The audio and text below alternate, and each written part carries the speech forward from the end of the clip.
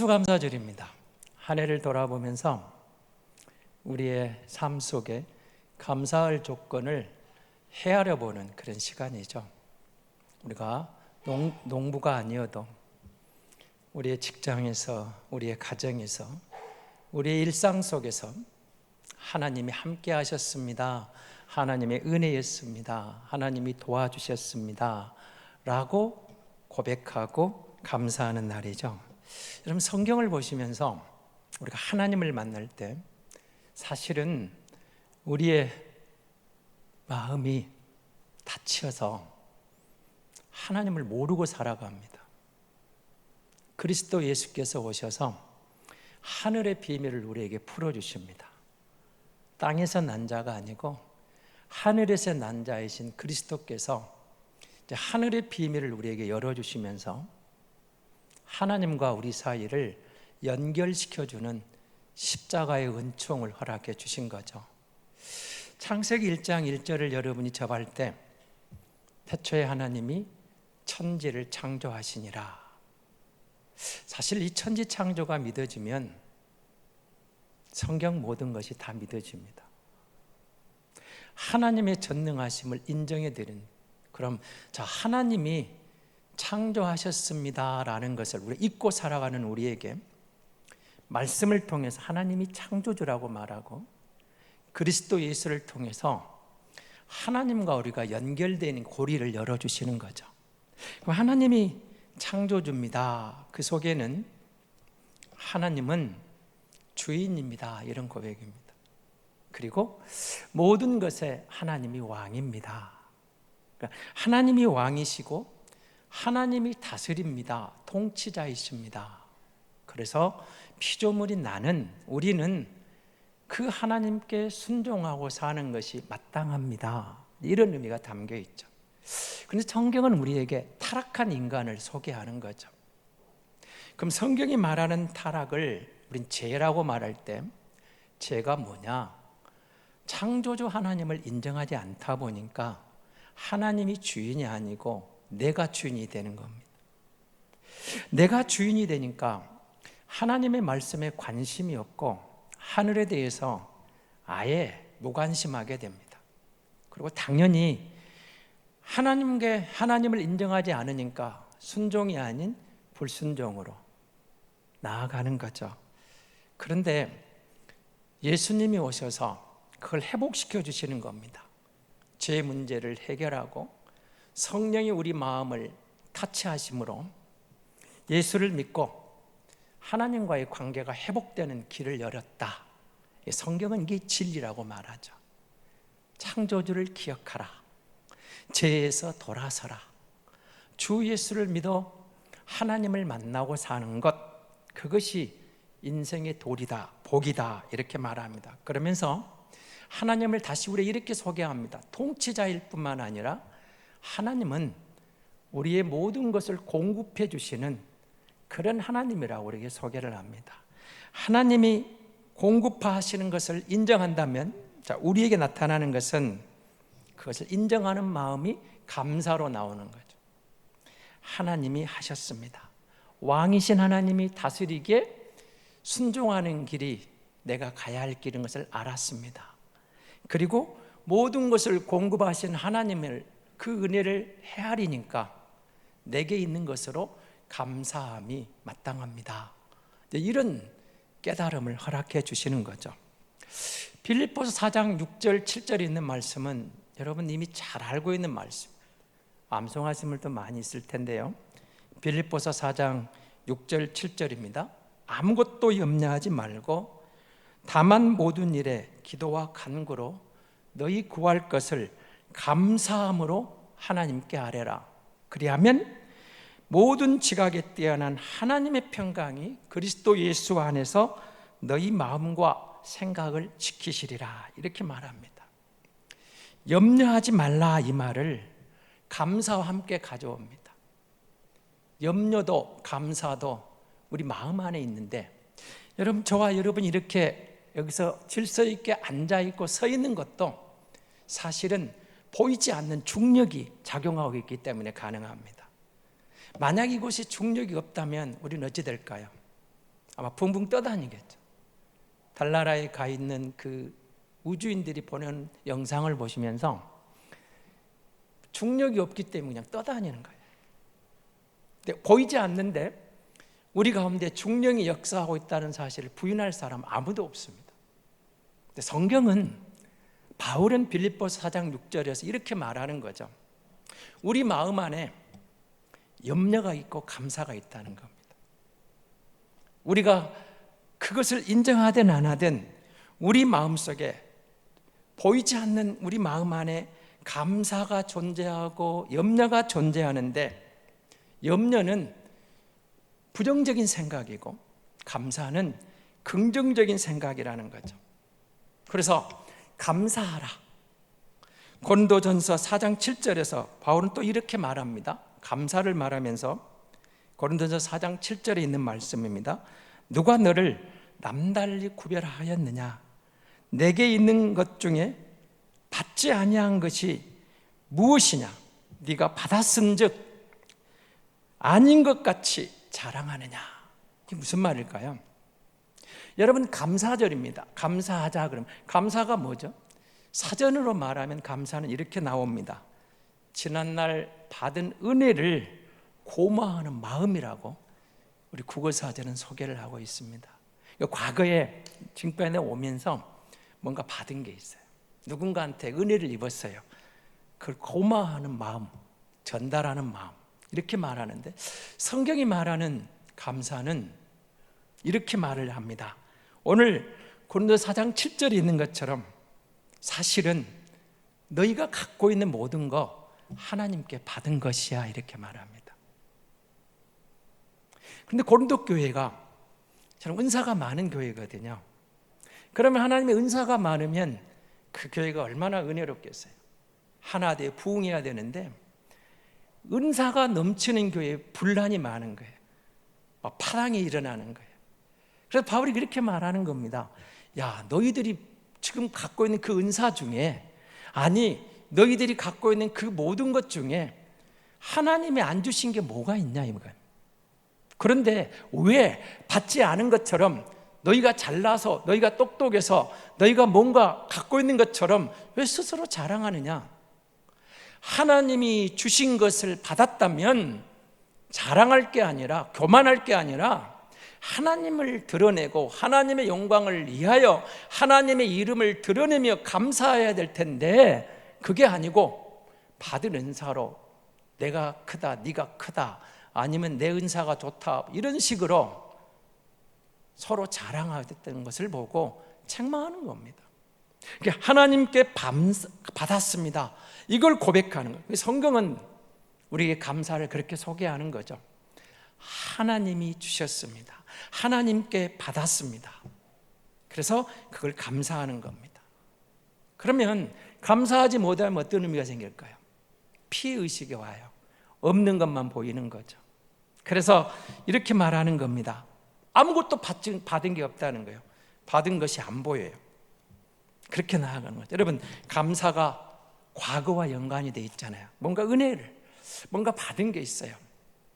오늘 여러분이 그 자리에 있는 것, 내가 여기 있는 것, 그냥 홀로 된 게 아니라는 거죠. 부모님의 은혜가 있었고, 선생님들의 가르침이 있었고, 좋은 멘토들이 있었고, 좋은 이웃이 있었고, 누군가 함께 온 발자취 속에서 하나님이 주신 은혜가 있었고, 하나님께 받은 것들로 인해 내가 오늘 여기 있다는 거죠. 사실 돌아보면 우리는 감사할 게 너무 많다는 겁니다. 믿음은, 감사하는 성도의 믿음은 미래의 것으로 다가옵니다. 믿음은 바라는 것들의 실상이라고 했거든요. 받은 바 은혜를 감사하면서 상황 속에 감사할 때 믿음으로 앞날을 바라보고 여기까지 주신 하나님 또 인도할 것을 믿음으로 가는 거죠. 이런 뜻입니다. 여러분, 수요일 날 예배에 와서 대표 기도를 할 때, 하나님 지난 3일 동안 지켜주시고 은혜 베푸심을 감사합니다. 한 주간을 돌아 3일 감사해요. 그럼 또 감사하는 이유가 주일까지 남은 3일도 하나님의 은혜 베푸시 인도해 주실 걸 감사합니다. 이게 믿음이죠. 3일 동안 함께 하신 하나님께서 또 3일간 함께 하셔서 주일에 내게 베푸실 은혜를 기대합니다. 받은 바 은혜를 감사하고 미래에 대해서는 믿음으로 보는 거예요. 여기까지 인도하신 하나님이 또 인도해 주실 것을 믿음으로 감사하는 거죠. 그러니까 감사를 그렇게 과거에 찾는다면 믿음은 앞으로 내 삶 속에서 하나님이 허락하실 것을 믿음으로 기대하는 거죠. 이런 이야기죠. 성경이 말하는 것은 감사할 때 우리는 감사하자 그러면 뭘부터 보시죠? 환경입니다. 조건입니다. 그래서 감사하라 하면 이런 말 많이 듣죠. 내 형편이 되어봐. 그런 말 들어보셨죠? 혹은 그렇게 말할 거예요. 입장 바꿔놓고 생각해봐. 당신 같으면 감사할 수 있겠는가? 이런 말 들어보셨죠? 그런데 성경은 이렇게 말합니다. 에베소서 5장 20절에서 바울은 에베소 교회라 이렇게 기록을 합니다.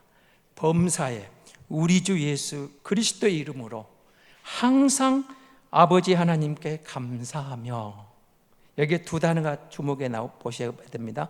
범사에 우리 주 예수 그리스도의 이름으로 항상 아버지 하나님께 감사하며, 범사에 감사하라는 거예요. 항상 감사하라는 거예요. 범사는 어떤 사건, 어떤 이유 불문하고 이런 뜻이 있겠죠. 그럼에도 불구하고 항상은 언제나 시간을 말합니다. 그러면 범사라는 단어와 항상이라는 단어를 가져와서 보면 감사 못할 게 없다는 뜻으로 말합니다. 우리는 일반적으로 환경을 말하고 조건을 말하지만 성경이 말하는 감사는 범사에 감사하라, 항상 감사하라, 환경이나 조건, 이유가 아니라는 거예요. 항상 그 이유가 있음에도 불구하고, 그럼에도 불구하고 감사하라. 그것이 하나님의 뜻이라고 말하는 겁니다. 그렇습니다. 어떤 이유에서도 감사 못할 이유가 없다는 거죠. 이 부분을 여러분 이렇게 한번 생각해 볼까요? 에덴 동산을 여러분 기억하십니까? 창세기를 읽으면서 참 에덴 동산에서 아담과 하와가 타락하는 장면을 볼 때마다 여러분 이 감사의 조건이 등장을 해요, 사실은. 그런데 아담과 하와가 감사를 놓치는 순간에 그 한 가지에 눈이 가려져 버린 거죠. 하나님은 에덴 동산의 두 사람에게 모든 걸 다 줬습니다. 다 먹어, 다 가져, 다 너희들 것이야, 마음껏 먹어. 그런데 선악을 알게 하는 이 나무 열매는 먹지 마. 이거 한 가지만 먹지 마. 그럼 돼. 그러면 먹지 말라는 게 많아요? 먹으라는 게 많아요? 당연하죠. 먹지 말라는 것은 한 가지예요. 나머지는 다 먹으라고 했어요. 그러면 왜 선악을 알게 하는 나무를 거기다가 남겨두셨을까요?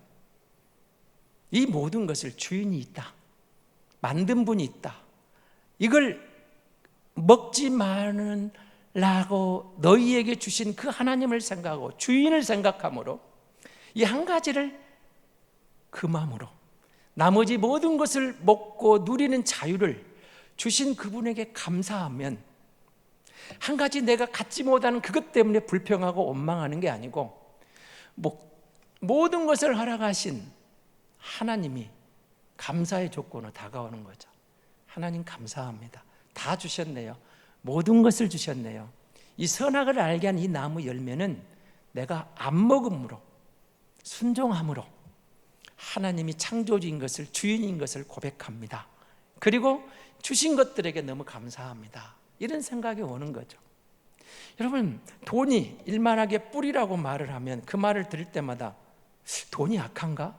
돈 자체는 악하지도 선하지도 않습니다. 쓰는 사람에 따라 달라지죠. 그러나 돈이 일만하게 뿌리가 되는 이유가 있습니다. 돈이 눈을 가려버려요. 돈에 눈이 멀어버리면 좋은 쪽보다는 돈을 쫓아가다 보니까 온갖 제약이 거기서 나오는 겁니다. 그래서 여러분, 돈이 눈을 가려버린 것, 없는 것, 하지 말라는 한 가지가 아담과 하와의 눈을 가려버린 순간 주신 수많은 감사의 조건들은 다 사라져버린 거예요. 한 가지 할 수 없는 그것에만 모든 시선이 집중하다 보니까 그걸 반드시 따먹어야 되는 그것만 보이는 거예요. 먹으라고 주신 건 아무것도 안 보여요. 오직 선악을 알게 하는 그 나무만 보이는 거예요. 그 열매만 보여요. 먹음직합니다. 보암직합니다. 탐스러워요. 주변에 있는 그 아름다운 음식, 귀한 것들 아무것도 눈에 들어오지 않아요. 이미 그것이 아담과 하와의 눈을 막아버린 거죠. 눈을 가려버렸어요. 여러분 눈으로 집에 가셔서 10,000원짜리 한 장을 가지고 여러분 눈을 한번 가려보십시오. 여러분의 눈에 보이는 게 뭐가 있을까요? 돈밖에 안 보여요. 옆에 사람도 안 보여요. 아무것도 안 보여요. 그 10,000원짜리 한 장이 여러분 눈을 가려버리는 순간 아무것도 안 보입니다. 돈이 전부라고 나옵니다. 사람들이 오늘 우리 신문지상에 오르내리는 SNS에 나오는 말도 안 되는 표현이 왜 가능할까요? 그것이 저들의 눈을 가려버린 거예요. 지극히 상식적인 것들이 그 해서는 안 되는데, 부모인데, 엄마인데, 형제인데 물질이 눈을 가려버린 순간 선악을 구별하는 선이 넘어가 버려요. 말도 안 되는 짓을 해요. 폐륜이죠. 저는 그런 뉴스를 들을 때마다 그 좀 신문 아니면 텔레비전에 안 나왔으면 좋겠어요. 그들은 적당히 잡아다가 벌을 주되 괜히 그 말도 안 되는 뉴스를, 부정적인 뉴스만 터뜨리다 보니까 모방범죄도 나오고 말도 안 되는 이야기가, 해서는 안 되는 일이 해도 되는 것처럼 각인될 수가 있거든요. 해서는 안 되는 일이죠. 근데 왜 그게 가능했어요? 감사를 놓쳐버린 거예요. 눈을 가려버린 거예요. 그러다 보니까 나온 겁니다. 여러분, 우리가 감사할 때 감사합니다. 감사가 여러분의 입속에 감사가 많은가, 불평 불만이 많은가, 오늘 집에 가서 한번 생각을 해보십시오. 감사가 인격입니다. 불평 원망하는 것, 감사가 사라진 여러분의 인격은 피폐해지는 겁니다. 감사는 그리스도 안에서 내게 주어진 모든 환경을, 상황을 다시 해석하는 거예요. 어떤 분이 저한테 이런 말을 하더라고요. 정말 가난해서 어려서 초등학교 때부터 아르바이트를 했다는 거예요. 초등학교 저학년 때부터 아르바이트를 하고 너무 힘들어서, 그래서 때로는 아버지가 원망스럽더라는 거예요. 왜 이렇게 가난하게 살아서 나는 힘들까? 친구들처럼 좋은 환경에서 공부하지 못하고 이렇게 힘들어야 되는가? 청년의 시절 30대 넘어가면서 예수를 만나고 그가 이런 고백을 했습니다. 어린 시절의 가난이 어려웠던 순간들이 지금은 감사합니다. 왜요? 그분의 답은 이겁니다. 너무 가난해서 지금 주 안에서 보니까 사실은 죄질 시간이 없었다는 거예요. 그리고 너무 가난해서 돈도 없어서 돈 때문에 쾌락으로 달려갈 만한, 죄질 만한 게 없었던 거예요.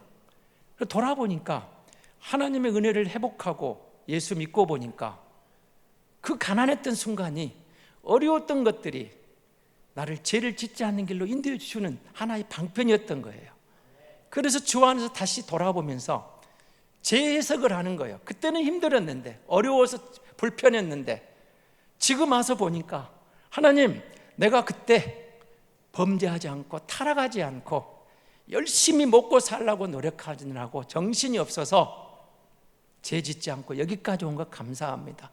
물론 하나님의 은혜로 회복하고 보니까 나 같은 죄인을 십자가로 용납하신 그 은혜가 크지만, 그래도 세상이 말하는 시간, 돈, 그걸 가지고 범죄하지 않고 하나님 앞에서 살아왔다는 것이 감사합니다. 이런 고백을 하더라고요.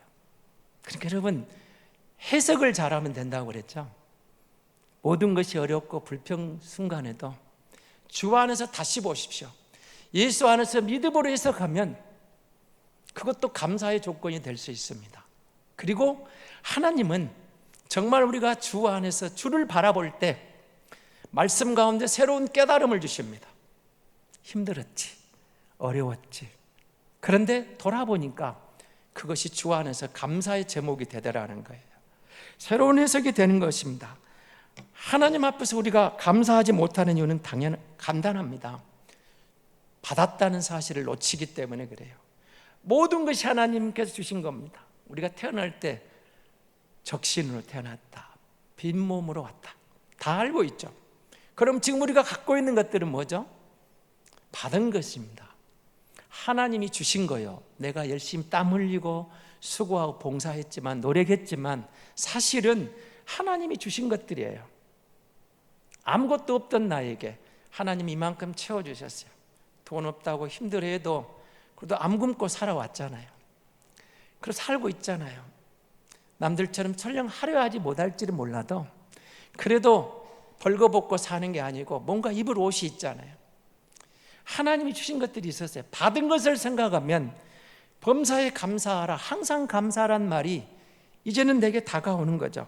하나님께서 주신 것을 감사하지 않고 주시지 않은 것을 바라볼 때 우리는 불평하고 원망하고 타락하는 거죠. 그럴 때 에덴 동산의 아담과 하와처럼 마귀에게 유혹에 넘어가는 겁니다. 그러나 감사하며 주를 바라보면 어떤 유혹에도 우리는 이길 수가 있습니다. 여러분이 사사기를 보면서 이스라엘의 신앙 서클이라는 게 있어요. 근데 사실은 우리 믿음의 서클도 거의 비슷합니다. 주 안에서 회복된 놀라운 복을 누리며 넘칠 때 어쩌죠 여러분은? 여유가 있을 때 대부분의 사람들이 방심하다가 타락합니다. 복을 관리를 잘못 타락해요. 하나님의 징계를 받기도 해요. 그러면 또 십자가의 은혜를 바라보고 회개의 은총을 입어요. 회개하면 하나님한테 회복시켜 주시는 거죠. 그래서 여러분 그 사이클을 대부분 신앙 사이클을 돌아가요. 어쩌면 사사기 이스라엘이나 우리의 신앙 서클이나 비슷합니다. 그렇게 살아가는데 여러분 우리가 정말로 죄가 무엇인가를 다시 성경으로 돌아가서 보셔야 돼요. 사실은 하나님이 주신 것들을 잘 관리 못한 게 죄예요. 하나님이 그 모든 걸 다 주셨는데 관리를 못하니까 없는 것 때문에 불평하다가 원망하다가 감사를 상실하고 보니까 유혹에 넘어가 버린 거죠. 하나님께 받은 복, 여러분이 받은 복이 있을 거예요. 한번 새겨보세요. 어떻게 관리할까요? 주님 우리를 이렇게 말씀하시는 거죠. 감사하는 겁니다. 감사함으로 관리를 하는 거예요. 감사함으로 관리가 되고 또 하나는 나누는 거예요. 내게 주신 그 달란트, 내게 주신 그 복을 이기적인 마음으로 나 혼자 끌어안고 있는 게 아니고 누군가에게 흘러보내는 거예요. 복음을 받고 보니까 흘러보내는 거죠. 내가 받은 복을 헤아리고 넘겨주는 거죠. 지금 다니엘 기도회가 오늘 마지막이고 실질적으로 오늘 마지막 내일은 간증이잖아요. 거기에 보면 여러분 꼭 그 감사 오퍼링이라는 대목이 나오죠. 흘러보내는 거예요. 좋다고 생각합니다. 오른교에 가서 그분이 이런 말을 하셨어요. 그 교회가 건축가 하이트 빚이 많은데 다니엘 기도에서 사랑의 헌금은 나온 것은 단 한 푼도 오른교회를 쓰지 않고 열방으로 이웃들에게 다 흘러보냅니다. 해년마다 수십억의 헌금이 들어와도 그걸로 빚 갚은 데 쓰지 않고 모든 헌금을 이웃들에게 다 흘러보냅니다. 그러면서 우리에게 부탁을 했습니다. 여러분도 지역교회 가시면 그 받은 바 사랑을 감사함으로 흘러보냈으면 좋겠습니다. 우리 혼자 하기는 힘듭니다. 그래서 우리가 협력교회로 섬기고 있거든요. 오늘 우리가 다니엘 교회에 동참하는 지체들과 함께 그런 이야기를 했습니다. 전남 동부노에 있는 복산교회에서 시골교회 목사님 암투병 중이거든요. 교회도 어렵습니다. 그런데 그걸 지키고 있는 그를 향하여 함께 올해는 글이 흘러보냅시다. 감사하게도 현장에 있는 모든 성도들이 동의를 해주셨어요. 유튜브로 보시는 분들도 혹은 집에서 개인적으로 보는 분들도 가능하면 같이 동참했으면 좋겠어요. 어려운 곳을 향하여 우리의 마음을 담아 함께 그들에게 흘러보내는 것은 감사하는 것은 하나님이 기뻐하시는 거예요. 우리에게 받은 바를 생각해 보면서 누리고 나만 챙기는 게 아니고 감사함으로 흘러보내고 함께 나누는 겁니다. 그것이 우리가 복을 받는 잘 기회를, 복을 관리하는 거죠. 그렇기 때문에 성도의 복은 축복이면서 때로는 위기입니다. 복을 잘 관리하면 여러분 자녀들에게, 후손들에게 대리를 이어서 겸손히 또 흘러가면 복이죠. 복이 복입니다. 그러나 그 복이 나에게 있어서 위기가 다가와요. 자만하게 하고 교만하게 하고 잘못 관리함으로 혼자 움켜쥐다가 그 물질 때문에 시험에 들기 시작하면 그 복은 위기가 되고 그 복은 오히려 화가 되는 겁니다. 그래서 여러분 복 받는 것도 중요하지만 잘 관리해야 됩니다. 여러분 다윗을 한번 생각해 보실래요? 우리가 너무도 잘 아는 다윗, 사무엘하 12장 7절은 이렇게 말합니다. 나단이 다윗에게 이르되 당신이 그 사람이라. 이스라엘의 하나님 여호와께서 이와 같이 이르시기를 내가 너를 이스라엘의 왕으로 기름 붓게 하여 너를 사울의 손에서 구원하고 내 주인의 집을 내게 주고 내 주인의 아내들을 내 품에 두고 이스라엘과 유다 족속을 내게 맡겼느니라. 만일 그것이 부족하였을 것 같으면 내가 네게 이것저것을 더 주었으리라. 지금 무슨 말이죠? 다윗이 안타깝게도 밧세바와의 선을 넘어서 나는 선을 넘어버렸어요. 죄를 지었죠. 하나님이 나단 선지자를 보냅니다. 나단이 비유를 들어요. 부자 양 100마리가 넘는 양이 있는데 한 마리 가난한 이웃의 양을 뺏어서 자기 집에 온 손님에게 잔치상을 베푸는 그 비유를 드니까 다윗이 대노합니다. 그러면 가만두면 안 된다. 죽여야 된다는 거. 나단이 이렇게 말하는 겁니다. 당신이 바로 그 사람입니다. 당신이 바로 이 사람. 그런데 하나님은 그 다음 이어지는 말씀에 이렇게 말씀을 하십니다. 너를 사울의 손에서 구원했다. 하나님이 다윗에게 나단을 통해서 너 간음했다 이렇게 말하지 않아요. 내가 너를 사울의 손에서 구원했지 않았느냐. 여러분 사울 왕에 쫓기던 다윗을 한번 생각해 보십시오. 얼마나 힘들었어요. 그래서 그는 그렇게 고백합니다. 생명과 죽음이 한치 앞에 있습니다. 왕이 쫓아오거든요. 생명선 죽음의 선이 한치 앞에 있어요. 그때 뭘 하겠을까요? 하나님 나를 불쌍히 여겨주세요. 도와주세요. 근데 하나님이 이렇게 말씀하는 겁니다. 내가 거기서 너를 구원해냈고 내가 너를 왕으로 삼았고 사울에게 있는 거 다 네 것이 됐어. 뭐가 부족한데? 왜? 준 것에 감사하지 못하고 안 준 그것을 탐내서 그 탐심 때문에 그것 때문에 넘어져서 너는 그렇게 엉터리 짓을 했냐 이 말이죠. 직접적으로 그걸 말씀하지 않지만 다윗이 무너진 이유를 이렇게 말씀하시는 겁니다. 지금 이 순간 네가 밧세바의 선을 넘어버리는 그것은 현상이고 사실은 이미 그 전에 너는 왕이 되고 회복된 뒤에 그 영광을 구원의 은총을 누리는 가운데 감사를 잃어버린 결과야 이렇게 말씀하시는 겁니다. 하나님이 주신 것들 목동이었던 그가 왕이 되었어요. 사울 왕에 쫓기며 사설을 넘어가는 그에게 회복해서 모든 걸 주었어요. 그런데 거닐다가 주신 것에 대한 시선이 떠나 안 준 것에 시선이 머물렀어요. 감사하지 못하는 순간 그것이 탐욕으로 그를 선을 넘게 만들어버렸다는 겁니다. 하나님은 우리 이렇게 말씀하시는 겁니다. 내게 있는 거 내가 안 준 게 뭐가 있는데 주신 것에 우리의 시선을 돌리면 범사에 감사할 수 있는 이유가 항상 감사할 이유가 충분하잖아.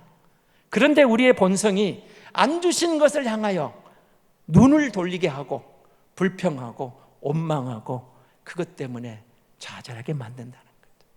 하나님은 우리에게 그렇게 말하는 거죠. 성경이 말하는 감사는 한마디로 말하면 창조주 하나님을 기억하는 거예요. 그 하나님을 인정해 드리는 거예요. 하나님을 인정하다면 하나님이 주인이에요. 내가 주인이 아니에요. 하나님이 주인이신데 그 주인이 내게 다 줬어요. 내게 있는 모든 것이 주인이 내게 주신 거예요. 그걸 생각하니까, 받은 걸 생각하니까 범사에 감사할 이유가 생긴 거예요. 감사를 못할 게 없는 거예요. 생각해 보시기 바랍니다. 살인하지 말라, 간음하지 말라, 도둑질하지 말라, 하나님의 명령이죠. 그러면 범사에 감사하라도 하나님의 명령입니다. 우리는 살인하지 말라, 간음하지 말라, 도둑질하지 말라가 하나님의 명령에 그런 짓 안 하려고 노력해요. 근데 범사에 감사하라도 하나님의 명령입니다. 살인하지 말라는데 살인한 게 죄인 것처럼 범사에 감사하라 하셨는데 범사에 감사할 수 없는 게 죄라고 말씀하시는 거예요. 오늘 본문을 들어가시면 너무 잘 아는 10명의 나환자가 등장합니다. 주님이 저들에게 지나가다가 만나니까 10명이 소리칩니다. 멀리 떨어졌어요. 가까이 가면 안 되죠. 당시 나병 환자는 부정한 것으로 인식되었기 때문에 정상인 가까이 가면 안 돼요. 그러니까 멀리 떨어져서 10명이 어떻게 소리쳤을까요? 얼마나 간절함이 있었을까요? 얼마나 애절함이 있었을까요? 불치병에 걸렸네 당시. 그러면 이게 주님께 외칠 때 간절함과 절박함을 담아서 외치면서 예수님이여, 선생님이여, 우리를 불쌍히 여겨주십시오, 온 마음을 온 힘을 다해서 부르짖지 않았겠어요? 근데 주님의 음성이 들려와요. 답을 주셨는데 제사장에 가서 보이라는 거예요. 사실 가면 안 돼요. 제사장에 갈 때는 나은 다음에 확인하러 가는 거지 일반인을 만나도 안 되는데 제사장을 만나면 더 안 되죠. 나병 환자 그 순간 그대로 가면 안 돼요. 근데 주님은 가라는 거예요. 가서 보이라는 거예요. 근데 10명이 순종해요. 근데 가다가 깨끗이 나와버렸어요. 깨끗이 나와. 근데 그 다음이 문제죠. 9명은 그냥 제 갈 길 갔어요. 그 중에 1명이 돌아와서 주님 앞에 엎드려 경배하며 감사를 해요. 환경이 좋으면 그럴까요? 사실은 9명이 환경이 훨씬 좋습니다. 유대인들이거든요. 돌아온 사람은 사마리아인입니다. 당시 조건적으로 보면 사마리아 사람들은 개돼지 취급받던 이방인보다 못하다고 그런 사람들이었습니다. 유대인들이 훨씬 나았습니다. 유대인들이 어떻게 같이 있었을까요? 다른 때 같으면 같이 있으면 안 됩니다. 나병 환자이기 때문에 어쩔 수 없이 같이 머물 수 있었어요.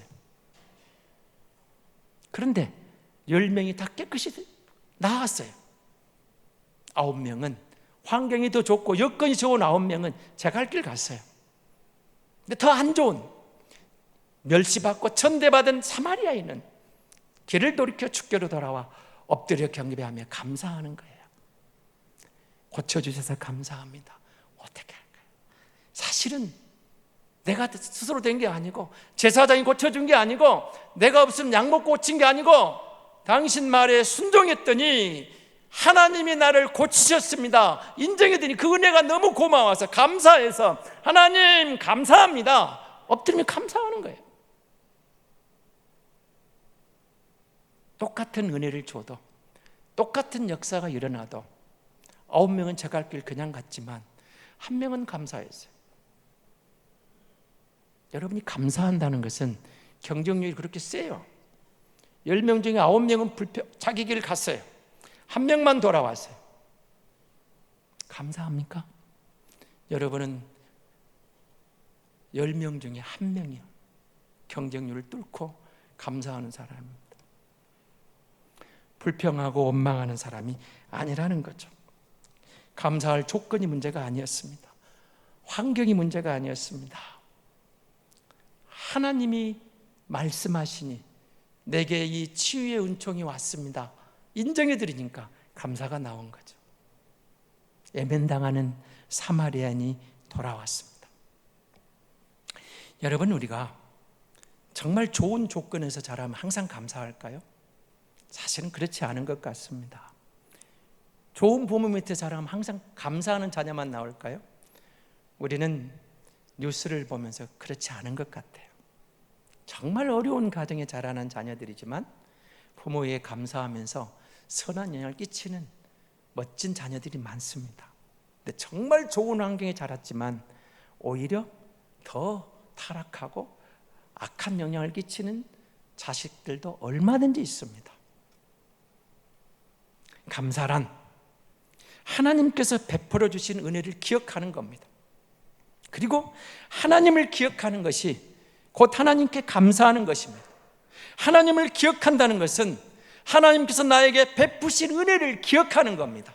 나된 것은 다 하나님의 은혜라고 생각하고, 지난날에 돌아보세요. 힘들었는데 지금 보니까 그게 은혜였어요. 재해석이 가능해요. 그리스도 안에 재해석이 가능해요.